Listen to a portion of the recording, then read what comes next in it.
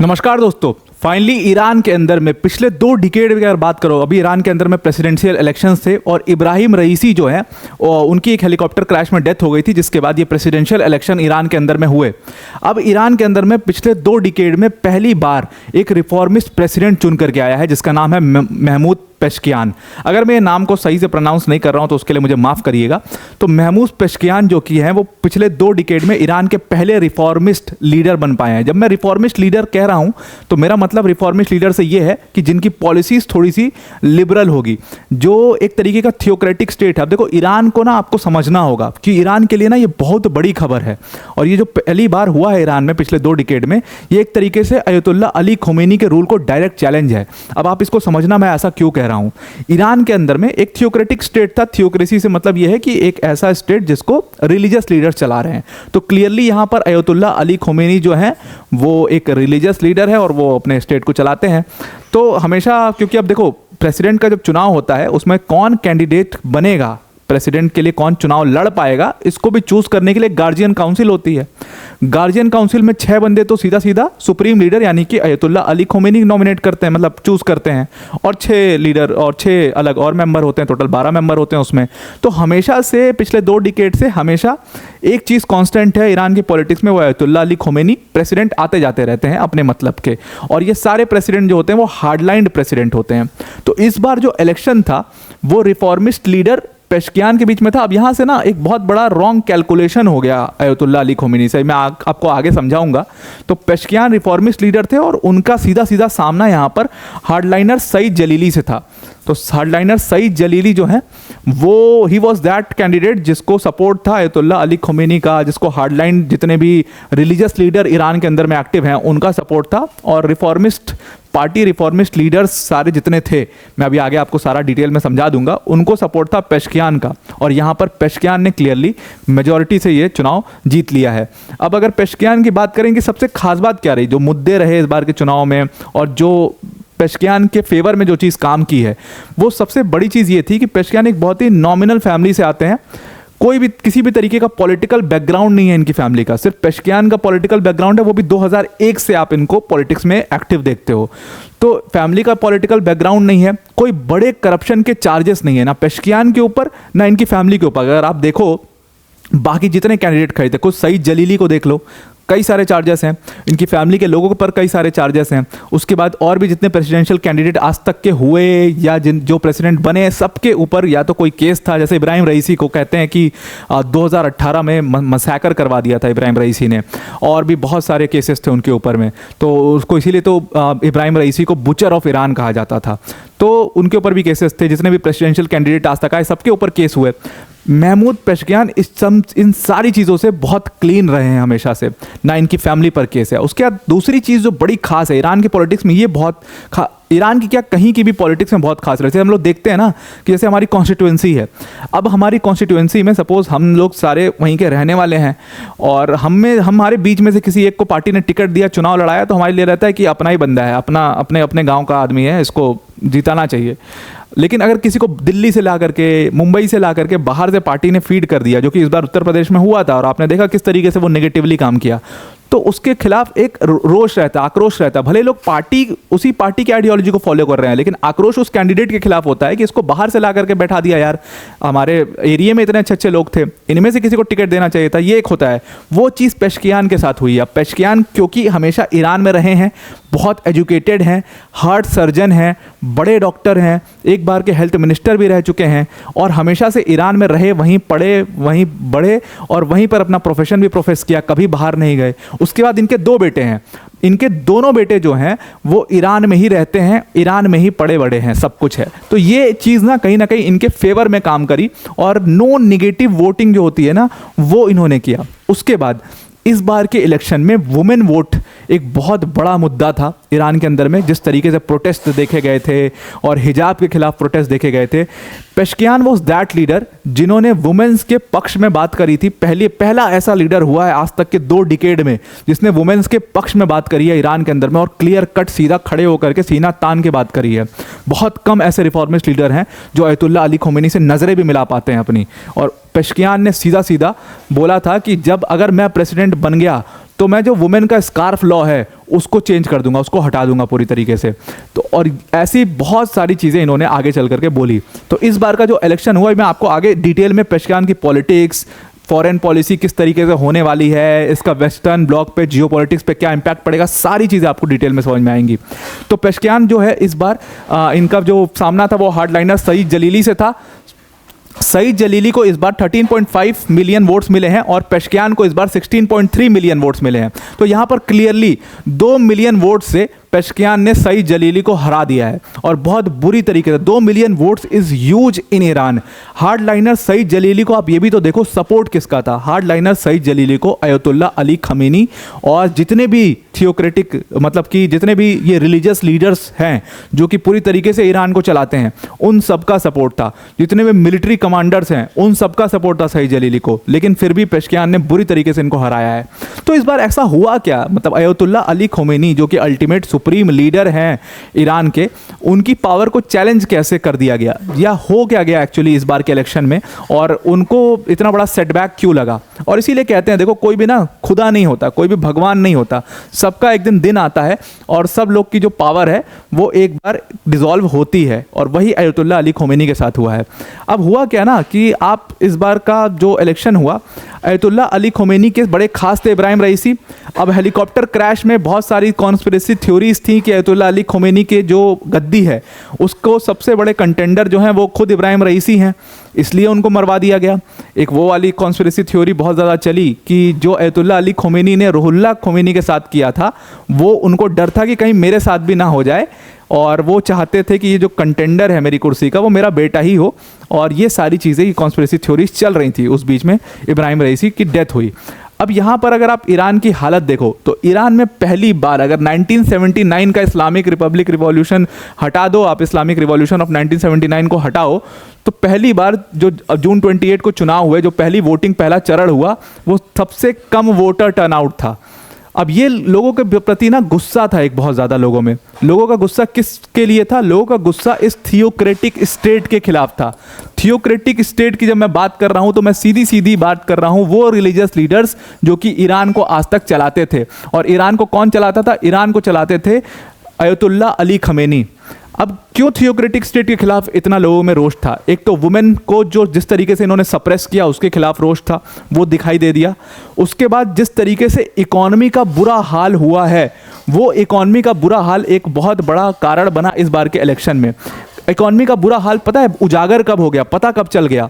देखो, ईरान ने directly attack किया था इजराइल को, और ईरान ने जब डायरेक्टली अटैक किया इजराइल को तो इजराइल का 1% नुकसान भी नहीं हुआ उसमें, और ये सबसे बड़ा सेटबैक था। और ये पूरे वर्ल्ड मीडिया में आ गया। हालांकि इन्होंने अपनी मीडिया में तो ये दिखाया कि इजराइल को हमने तबाह कर दिया, लेकिन ये चीज़ वर्ल्ड मीडिया में आ गई कि इजराइल का कोई नुकसान नहीं हुआ, और ये एक तरीके का सिग्नेटरी अटैक किया इन्होंने। सिर्फ बोला था अपने लोगों से कि भाई हम इजराइल को पूरा मिट्टी में मिला देंगे, इसलिए इन्होंने सिर्फ अटैक कर दिया। बहुत लो क्वालिटी के रॉकेट्स यूज़ किए गए, बहुत लो क्वालिटी की टेक्नोलॉजी यूज़ की गई।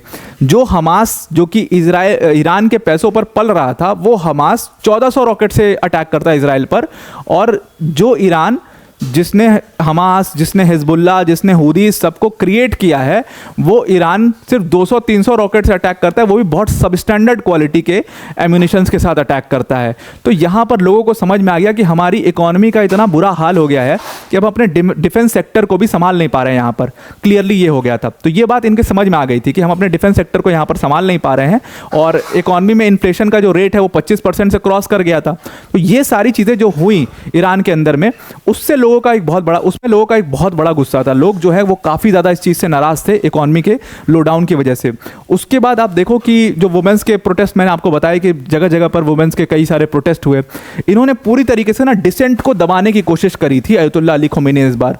जितने भी लोग प्रोटेस्ट कर रहे थे सबको उठा करके जेल में डाल देना, उसके बाद सबको या तो बहुत लोग को एग्जीक्यूट किया। 2016 से आप देखिए, 16 से 23 तक में अयतुल्ला अली खमीनी ने इतने लोगों को एग्जीक्यूट करवाया है। और इसीलिए इब्राहिम रईसी को बुचर ऑफ ईरान भी कहते थे, क्योंकि एग्जीक्यूशन में बहुत बड़ा हाथ था इब्राहिम रईसी का।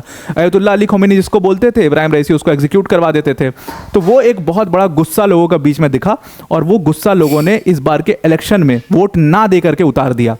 क्योंकि लोग, देखो, वहाँ के लोग भी बहुत रिलीजियस हैं, ऐसा नहीं है कि वो रिलीजन के खिलाफ जा रहे हैं, लेकिन उन्होंने वोट ना देना इसलिए चूज़ किया क्योंकि वो इस थियोक्रेटिक स्टेट का जो पूरी तरीके से जो नेचर है, जिस तरीके से चला रहे थे अयतुल्लाह अली खोमेनी, उससे बहुत नाराज़ थे। तो लोगों ने वोट ही नहीं दिया। और जिन लोगों ने वोट दिया वो लोग थे जो कि ईरान के अंदर में सीरियस रिफॉर्म्स चाहते थे, जैसे कि वुमेन्स ने भर करके वोट दिया इस बार, तो उन्होंने जा करके वोट दिया। और इसीलिए आप देखोगे कि महमूद पेशकियान जो हैं वो ईरान के प्रेसिडेंट चुन करके आते हैं, क्योंकि वो वुमेन लॉज की बात करते हैं, वुमेन्स के राइट्स की बात करते हैं। उसके बाद अब आते हैं दूसरी चीज़ के ऊपर में। अब देखो महमूद पेशकियान जो हैं, he is the first leader पिछले 2 डिकेड में जिसने अयतुल्लाह अली खोमेनी को डायरेक्ट आंखों में आंखें डाल करके चैलेंज किया है। और ये आप देख ही रहे होगे, ये पोस्ट जो ये छप रहा है कि पेशकियान इम्प्लिसिटली चैलेंजेस खमेनी। अब यहाँ पर इन्होंने खमेनी को चैलेंज कैसे किया है, ये एक बहुत बड़ा सवाल है। देखो डिबेट हो रही थी पेशकियान के बीच में और सईद जलीली के बीच में। अब सईद जलीली से डिबेट तो हो रही थी, लेकिन जो क्वेश्चंस पूछे पेशकियान ने, उसमें सीधा सीधा जिन चीज़ों पर सवाल उठाया पेशकियान ने, वो सारी चीज़ें ऐसी थी जो डायरेक्टली आती थी खमेनी के अंदर। मतलब वो सारी चीज़ें खमेनी डायरेक्टली हैंडल करते हैं, तो उसके ऊपर सवाल करना सीधा मतलब खमेनी के रूल के ऊपर सवाल करने जैसा था। तो यहाँ पर पेशकियान ने क्या क्या सवाल पूछे। सबसे पहले इन्होंने सवाल ये पूछा कि भाई आज कल साइंस एंड टेक्नोलॉजी का ज़माना चल रहा है, इंटरनेट का ज़माना है, और आपने इस टाइम पर इंटरनेट पे ही रिस्ट्रिक्शन लगाया हुआ है, पूरी तरीके से इंटरनेट क्रैकडाउन किया हुआ है, कितने एरियो में इंटरनेट चलता ही नहीं ईरान के अंदर में। तो आखिर जो यूथ है वो इन्फॉर्म्ड कैसे बनेगा, वो कैसे पढ़ेगा, वो कैसे आगे बढ़ेगा? हम तो मतलब 50 साल पीछे हो जाएंगे बाकी दुनिया से अगर आप इंटरनेट पे ऐसे क्रैकडाउन कर दोगे तो। और यहाँ पर पेशकियान का जो ये सवाल था, ये सीधा खमेनी के ऊपर था, बिकॉज ये जो इंटरनेट के ऊपर रिस्ट्रिक्शंस की बात की गई थी, ये खमेनी ने खुद अपनी मस्जिद में वो स्पीच दे रहे थे और वहाँ से अनाउंस किया था कि इंटरनेट पर सीरियस क्रैकडाउन किया जाना चाहिए, ताकि जो हमारा यूथ है वो रिलीजियस लाइन पर चल सके। तो ये सीधा सीधा उनके मतलब उनकी पॉलिसीज़ के ऊपर डायरेक्ट क्वेश्चन था। उसके बाद इन्होंने सीधा सीधा सवाल पूछा, जो ब्रिटिश एम्बेसीज पर अटैक होता है और जो सऊदी की एम्बेसीज जो तेहरान में मौजूद हैं, वहाँ पर जो अटैक होता है, उसके लिए रिस्पॉन्सिबल कौन है, और इन अटैक से क्या हुआ? इन अटैक से हमारी जो रिलेशंस हैं वो सऊदी अरेबिया से और ख़राब हो गए, पहले से ख़राब थे, ब्रिटेन से और ख़राब हो गए, वेस्टर्न ब्लॉक से हमारे रिलेशंस ऐसे ही ख़राब हैं। तो इसके लिए जिम्मेदार है कौन? इसके लिए जिम्मेदार वो है जो 2 डिकेड से अपनी सरकार चला रहा है। तो एक तो 2 डिकेड से जो थियोक्रेटिक स्टेट है ईरान, वहाँ पर लोगों का एंटी इनकम्बेंसी, लोगों का lack of believe in Ayatollah Khomeini because of the crumbling economic situation, because of the Israel Hamas conflict, जो ईरान एक्सपोज हुआ है पूरी तरीके से कि कितना वीक है इंटरनली ईरान, जो कि बहुत स्ट्रांग दिखता था, पूरे मिडिल ईस्ट का लीडर की तरह दिखता था, वो ईरान इंटरनली कितना वीक है, वो चीज़ कहीं ना कहीं दिखाई दी। तो लोग जो है वो इससे नाराज़ होकर के उन्होंने कहीं ना कहीं महमूद पेशकियान को वोट दिया है। तो मतलब पॉजिटिव वोटिंग जो है वो नहीं हुई है, वो निगेटिव वोटिंग हुई है इस बार। निगेटिव वोटिंग मतलब महमूद पेशकियान को वोट हम इसलिए दे रहे हैं, देखो जब हम बात करते हैं ना, तो महमूद पेशकियान जो है ना वो एक माइनॉरिटी कम्युनिटी से आते हैं, तो माइनॉरिटी वोट तो उनको मिले हैं और वुमेन वोट भी मिले हैं, लेकिन जो मेजॉरिटी वोट था वो पेशकियान को कभी ना मिलता ईरान के अंदर में। जिस तरीके का स्टेट है ईरान, रिलीजियस लाइन पे लोग बहुत ज़्यादा चलते हैं ईरान के अंदर में, ख़ास तौर से मेंस, तो उनके लिए महमूद पेशकियान को वोट देना बिल्कुल भी ठीक नहीं था। तो उनके लिए ज़्यादा बढ़िया क्या था कि वो वोट ही ना करें, और यहीं पर एक बहुत बड़ी गलती हो गई और कैलकुलेशन जो है वो अयतुल्लाह अली खमेनी का गलत बैठ गया। जो मैं आपको शुरू में बोल रहा था कि कैलकुलेशन उनका गलत हो गया, तो वहीं कैलकुलेशन गलत हो गया, लोगों ने वोट ही नहीं दिया। तो जो माइनॉरिटी वोट है, क्योंकि देखो अज़ेरी कम्युनिटी से आते हैं, अब अज़ेरी कम्युनिटी जो है वो सबसे बड़ा माइनॉरिटी ग्रुप है ईरान के अंदर में, सबसे बड़ा माइनॉरिटी एथनिक ग्रुप है अज़ेरी। अज़ेरी बेसिकली क्या होता है, अज़रबैजानी है, तो ईरानी अज़रबैजानी जो ग्रुप है उससे आते हैं, अज़ेरी कम्युनिटी कहते हैं उसको, उससे महमूद पेशकियान जो हैं वो आते हैं। और उसके साथ साथ में वुमेंस के खिलाफ, वुमेंस के लिए जो उन्होंने बात करी, तो वुमेंस और एथनिक माइनॉरिटी ग्रुप्स ने मिल करके जो उनको वोट दिया है, वो एक बहुत बड़ा वोट शेयर बन गया उनके जीतने के लिए, और वहीं से वो क्लियर जो है उनको लीड मिल गई और 2 मिलियन वोट से उन्होंने सईद जलीली को हराया है। तो साफ साफ ये दिखाता है कि उनकी पॉपुलैरिटी लोगों में बहुत तेज़ी से बढ़ी, क्योंकि एक तो एजुकेटेड थे और जो जिस तरीके से उन्होंने डिबेट में बात करी थी, जो सवाल उठाए थे, वो बहुत बड़ा एक सवाल बना। अब जैसे मैं आपको दिखाता हूँ क्लियर अप्रोचेस में क्या चेंजेस थे दोनों के। अब दोनों के अप्रोचेस में चेंज ये हुआ कि देखो ईरान की इकॉनमी पर बहुत बड़े बड़े सैंक्शंस लगे हुए हैं, तो सवाल पूछा गया कि अगर आपको ईरान की इकॉनमी यहाँ से बेटर करनी है, इकोनॉमिक ग्रोथ दिखाना है, तो आप क्या करेंगे, दोनों के अप्रोचेस क्या होंगे, ये डिबेट का सवाल था। तो पेशकियान ने यहाँ पर बोला कि मैं क्या करूँगा कि मैं सैंक्शंस को लिफ्ट करवाऊंगा, नॉर्मलाइज करवाऊंगा रिलेशंस। किससे नॉर्मलाइज करूंगा रिलेशंस? अपने वेस्टर्न कंट्रीज से अपने रिलेशंस को नॉर्मलाइज करूंगा। उसके बाद मैं कोलैबोरेटिव पॉलिसी अप्रोच रखूंगा। कोलैबोरेटिव पॉलिसी अप्रोच का मतलब सीधा सीधा क्या है? कोलैबोरेटिव पॉलिसी अप्रोच का मतलब सीधा ये है कि मैं वेस्टर्न कंट्रीज के साथ मिलजुल कर बीच का रास्ता निकाल करके सरकार चलाने की कोशिश करूंगा ताकि वो सैंक्शंस को लिफ्ट कर दें। बहुत बढ़िया। तो यहाँ से ये एक पॉसिबल चीज़ दिखती है। अब दूसरी तरफ जलीली क्या कहते हैं? जलीली कहते हैं कि मैं न्यूट्रलाइज कर दूंगा सैंक्शंस को, इकोनॉमिक मेजर्स ऐसे उठाऊंगा। पहली चीज़ तो इकोनॉमिक मेजर्स ऐसे उठाऊंगा कि न्यूट्रलाइज कर दूंगा सैंक्शंस को। और उसके बाद दूसरी कहते हैं and I will make the enemy regret imposing sanctions. मतलब ये रिग्रेट करवाएंगे यूएस और वेस्टर्न ब्लॉक को कि इन्होंने at the first place sanction लगाया है क्यों ईरान पर। अब यहाँ पर आपको क्लियरली दो अलग अप्रोच दिख जाएंगे। ये हार्डलाइन अप्रोच है और ये कहीं ना कहीं एक कोलैबोरेटिव अप्रोच आपको दिखाई दे रहा है। अब जलीली की यही प्रॉब्लम है, इन्होंने ऐसी चीज, अरे भाई जिस ईरान की इकॉनमी की इतनी हालत ख़राब है कि वो इजराइल से नहीं लड़ पा रहा है, वो ईरान, आप क्या बात कर रहे हो? आप ये बात कर रहे हो कि आप यूएस और वेस्टर्न ब्लॉक से डायरेक्टली पंगे लोगे, आप उनको सीधा सीधा रिग्रेट करवाओगे। बट वो एक पॉसिबिलिटी भी तो दिखनी चाहिए ना। अब दो आप अप्रोचेस के बीच का फ़र्क समझो इस तरीके से कि एक पर्सन आया और वो उसने प्रॉमिस कर दिया कि भाई मैं यहाँ से सीधा स्वर्ग तक की सीढ़ी बना दूंगा और तुम्हें सीधा स्वर्ग भेज दूंगा। तो आपको दिखेगा ना कि ये पॉसिबल ही नहीं है, क्या बात कर रहा है, बकवास है ये। दूसरा पर्सन अगर बोले कि भाई मैं इसी जगह को इतनी खूबसूरत बना दूंगा कि तुम्हें स्वर्ग जैसा ही लगेगा, स्वर्ग तो नहीं है बट ये स्वर्ग जैसा ही लगेगा। तो ये दो पॉलिसी के जो चेंज, मतलब अप्रोचेस के जो मतलब डिफरेंस हैं, वो पेशकियान और जलीली के बीच में यहाँ पर दिखाई दिए। तो कहीं ना कहीं पेशकियान क्योंकि एक रिफॉर्मिस्ट लीडर हैं, वो वेस्टर्न जो ब्लॉक है उसके साथ अलाइन होकर के काम करने के लिए बिल्कुल तैयार हैं। और जलीली क्योंकि हार्डलाइंड हैं, अयतुल्ला अली ख़ुमैनी के बिल्कुल क्लोज हैं, तो ऑब्वियसली वो वेस्टर्न ब्लॉक के खिलाफ जाएंगे और वो वही अप्रोच जो कि इब्राहिम रईसी का था, उनके पहले के जितने प्रेसिडेंट्स का था, जिसकी वजह से इकॉनमी का इतना बुरा हाल हुआ, वो करेंगे। अब यहाँ पर मैं आपको एक बहुत ख़ास बात यहाँ पर आपको एक दिखाना चाहता हूँ पेशकियान की पॉलिटिक्स की। अब देखो ईरान की जो इकोनॉमिक कंडीशन जो थोड़ी बहुत सुधरी थी, वो सुधरी थी साल 2015 में जब JCPOA पर साइन किया था ईरान ने। JCPOA क्या था? देखो ईरान का जो न्यूक्लियर एनर्जी कैपेबिलिटी थी उसके ऊपर सैंक्शंस लगा दिए गए थे, ईरान के बिजनेस पर सैंक्शंस लगा दिए गए थे, ईरानियन ऑयल पर सैंक्शंस लगा दिए गए थे, सारी चीज़ों पर सैंक्शंस थे। 2015 में क्या हुआ कि वहाँ ईरान के जो फॉरेन मिनिस्टर थे जिनका नाम था Mohammad Javad Zarif was also of the reformist mindset.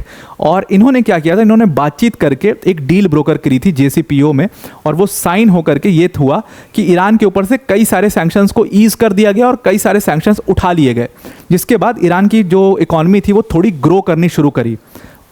और Mohammad Javad Zarif is that person जिनको पूरा सपोर्ट है, जिन्होंने महमूद पेशकियान को पूरी तरीके से पीछे से सपोर्ट दिया हुआ है, और इसीलिए महमूद पेशकियान जो है वो जीत करके भी आए हैं। तो मोहम्मद जावेद ज़ारिफ जो कि खुद एक रिफॉर्मिस्ट माइंडसेट के थे, जिन्होंने पहली बार ईरान की इकॉनमी को ठीक करने का एक सफल प्रयास किया था JCPOA पे साइन करवा करके, और ईरान पर जो सैंक्शंस लगे थे उसको उठवा करके।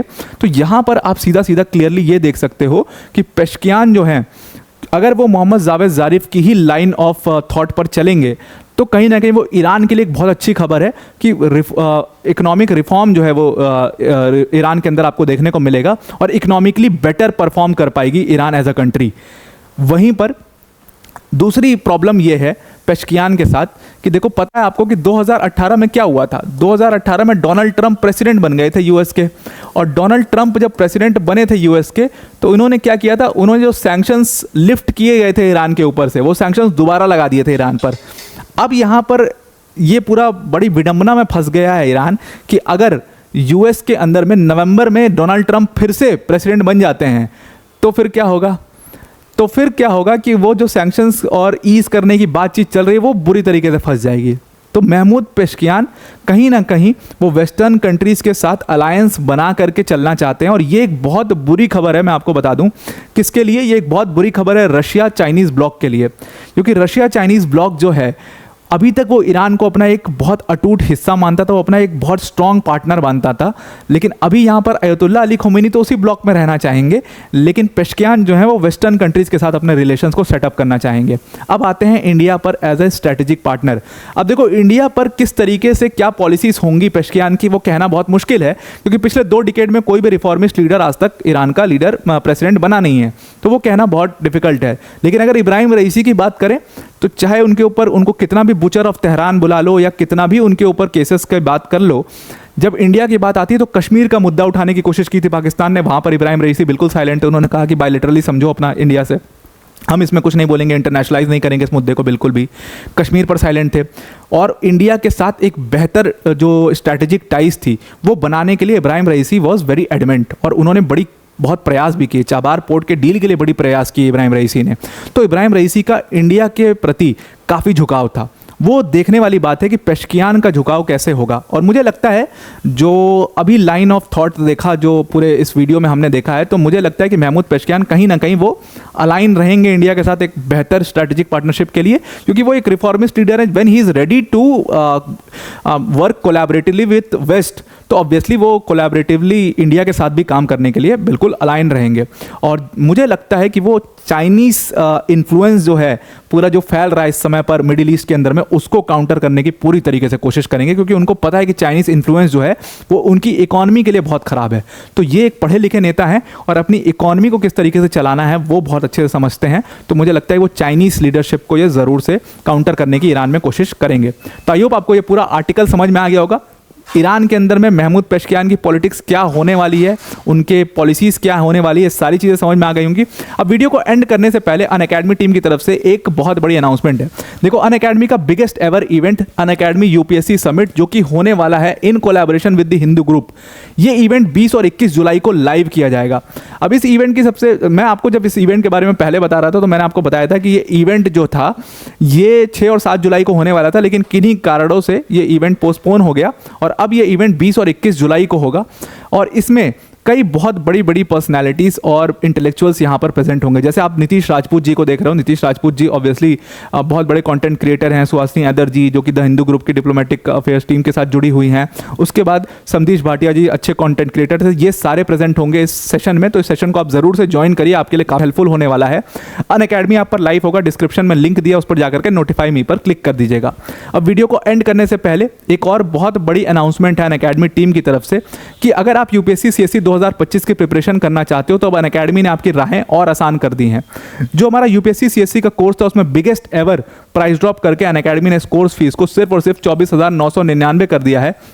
मतलब इस कोर्स फीस में आपको इंडिया के top educators like Mrinal sir, like Prateek sir, like Sudarshan sir जैसी फैकल्टीज यहाँ पर पढ़ाएंगे। आपके पास अनलिमिटेड एक्सेस होगा सारे बैचेस का, जिस बैच से आप चाहो उस बैच से पढ़ सकते हो। जीएस, सीसैट, टेस्ट सीरीज सारा कुछ इसमें कवर कराया जाएगा। सिंपली आपको क्या करना है, डिस्क्रिप्शन में एक लिंक दिया है, उस लिंक पर क्लिक करना और जहाँ पर यूज़ कोड का ऑप्शन आएगा वहाँ पर आप APYT10 यूज़ करिएगा, तो आप इस कोर्स को डिस्काउंटेड प्राइस पर अवेल कर पाओगे। तो आई होप आपको ये पूरा ईरान के इलेक्शन, प्रेसिडेंशियल इलेक्शन में महमूद पेशकियान का जो स्टांस है वो समझ में आ गया होगा। पूरा प्रेसिडेंशियल इलेक्शन समझ में आ गया होगा, किस तरीके से वो जीते हैं, किन मुद्दों पर जीते हैं वो समझ में आ गए होंगे। आज के लिए इतना ही। Thank you and have a nice day.